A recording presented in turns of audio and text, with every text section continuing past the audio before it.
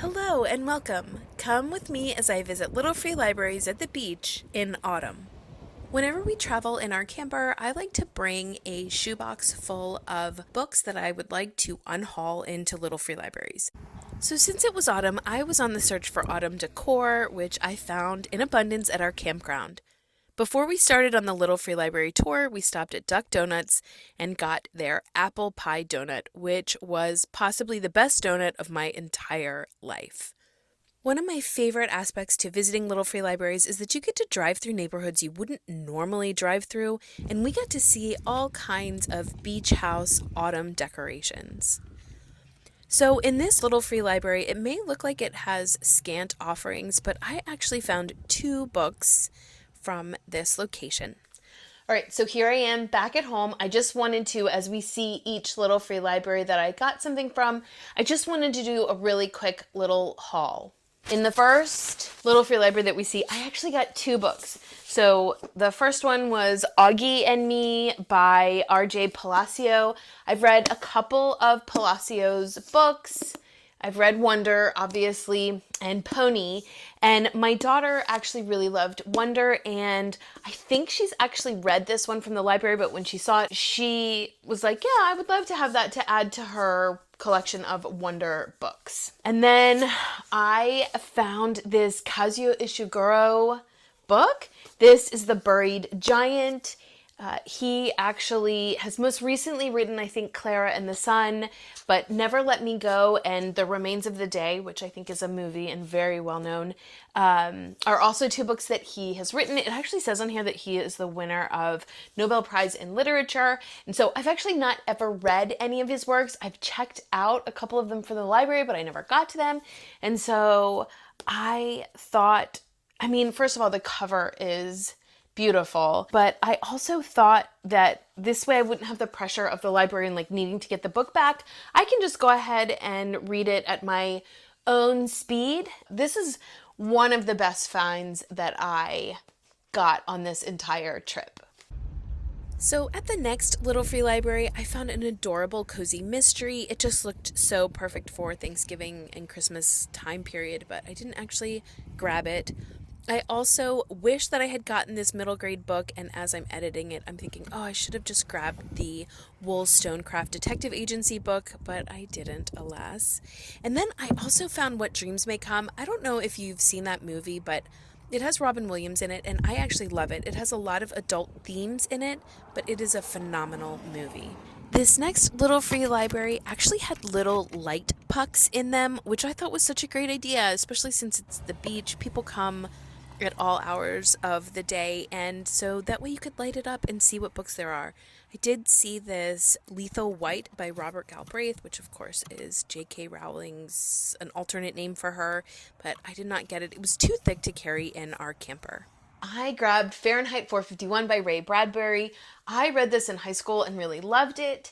And I've actually been reading more Ray Bradbury as I've gotten older. But this one I don't have. And since this is the one that he's most well known for, and I'm sure my kids will be reading this for homeschool in high school, I wanted to get it to have it on my shelf. As I'm reading the synopsis, it's about a man who's been a fireman for years, and he's never really thought about whether he's enjoying or not enjoying burning books. That is his job. This book is a satire on censorship.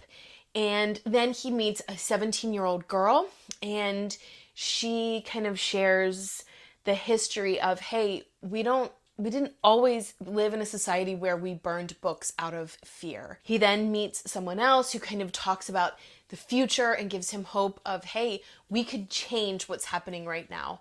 And again, I read this so long ago. I'm hoping that now that I have it on our shelves, I will be encouraged to reread it. I use the Little Free Library app in whatever area we are located to just find out which ones are nearby that could just be an easy early morning for me to run out and explore. So we were in the Outer Banks, Nags Head area in this first part of our search, and there were a lot of books and Little Free Libraries that were very much targeted towards children. The outside was painted with really vibrant colors, and inside there were a lot of picture books and middle grade books, which I think is fantastic. Little Free Libraries are right at the height for children to be able to just open them up and look and see what they can find. And yet I was able to find some really great adult books as well. Boys in the Boat is a phenomenal audiobook, and I would highly recommend reading it. All right, so next I grabbed this Agatha Raisin book by MC Beaton. I have a couple of Beaton's books already that I've found in Little Free Libraries. They are a Scottish author, and also the thing that I've noticed about their books is that the covers of MC Beaton's novels are very vibrant. And I think that's part of the reason why I gravitate towards them. But this one is called The Wizard of Evesham. And it says, Agatha Raisin is a glorious cross between Miss Marple, Auntie Mame, and Lucille Ball, with a tad bit of Pitbull thrown in. So I'm just really intrigued to read these, and until I actually start to read the ones that I already have, I'm probably just going to collect them as I see them. Before continuing on, we decided to stop and get sustenance in the way of a delicious lunch at Wave Riders in Nag's Head. I loved the decorations in there, and the food was really good too. We actually had planned to move from the Oregon Inlet Campground down to the KOA in Rodanthe, which is right there on the beach.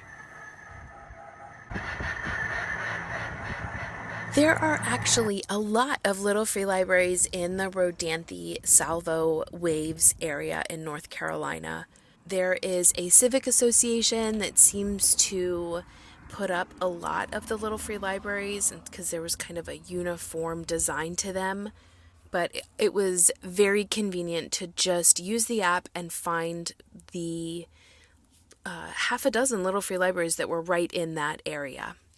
I saw this adorable Feliz Navidad mystery, which again would be perfect for the upcoming Christmas season. Something to note, you can see it in the video, is in the back of these Little Free Libraries there is a pouch. It looks like it has water actually in it, and it is meant to be a dehumidifier. It is something to think about with Little Free Libraries at the beach is there's a lot of humidity, and salty seawater absolutely causes oxidization and other things on metals, let alone the damage that it can do to books.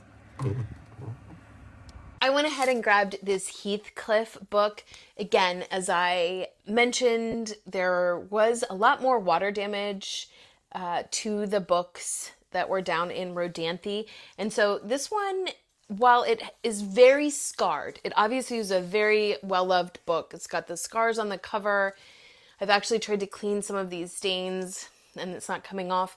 But there's really not a lot of mold evident on the edges of the pages. It just looks like an old book and has that discoloration. But this is a great book, especially in the camper, to just have in the bathroom, to have on, as we're driving, to just kind of flip through it. And I love Heathcliff, so I was glad that this one was in good enough condition that we could just grab it. I didn't mention this earlier, but something that I noted in these Rodanthe Little Free Libraries is there was often an adult, taller version. Next to it was a more colorful kids version, which I just think, again, so engaging to bring children into this experience. So this was one of the Little Free Libraries that was outside of an art gallery that had some really great options. In fact, I found an Ursula Le Guin book.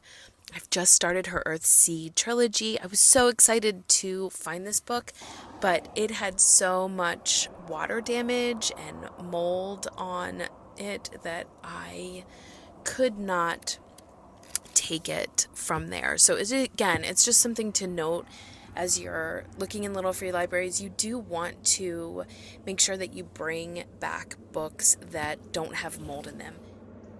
I found this Elizabeth Daily Unexpected Night mass market paperback book. This was written in 1940. It says on the cover, Agatha Christie's favorite writer. It's a Henry Gamage mystery. So I think this is, since it was written in the 40s, it's probably taken after the Poirot series that Agatha Christie wrote. Possibly Lord Peter Wimsey by Dorothy Sayers. I think there were a lot of mystery writers, specifically female mystery writers in that era, and Georgette Hare, for instance, and I think they probably all knew each other, at least from being in the same industry. So I'm found it intriguing that she was a mystery writer that Agatha Christie enjoyed, and so I'm just looking forward to diving into this. I'm hoping here in the next couple weeks, maybe months, to get to a little bit more mystery novels. I've kind of gotten away from that, and I am kind of feeling that coziness settle in, to just sit by the fire and read a mystery and see if I can figure it out, which I never can, but I could at least try. Unfortunately, this beautiful Little Free Library is another example of a Little Free Library that needs those dehumidifying bags that kind of collect the humidity in them.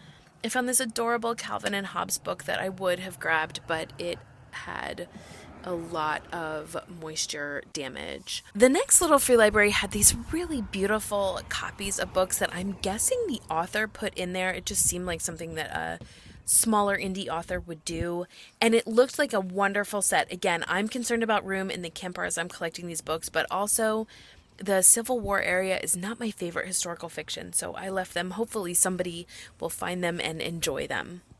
Since I had gotten up bright and early to visit all of these nearby Little Free Libraries right outside the campground, by this point I was ready for a nice hot drink from Beads and Beans Outer Banks, and I got a pumpkin pecan chai latte that was delicious. One of the benefits to traveling in our camper is that we can decide if we are ready to move to a new location pretty easily. So we decided to head back up north to stay at the beach, but this time on Assateague Island. The Assateague Island State Park campground side actually has Little Free Libraries at every campground host location, which is like my dream. So I can literally just get on my bike. I actually have a little basket on the back of it that is perfect for storing books, and I can just ride around the campground and visit all of these Little Free Libraries and look to see what is inside of them. I just love to see what books people have put in there, and it just makes our times out and about so fun and so much like just adding in a little bit of that treasure hunt feeling. Thanks so much for watching. Until next time.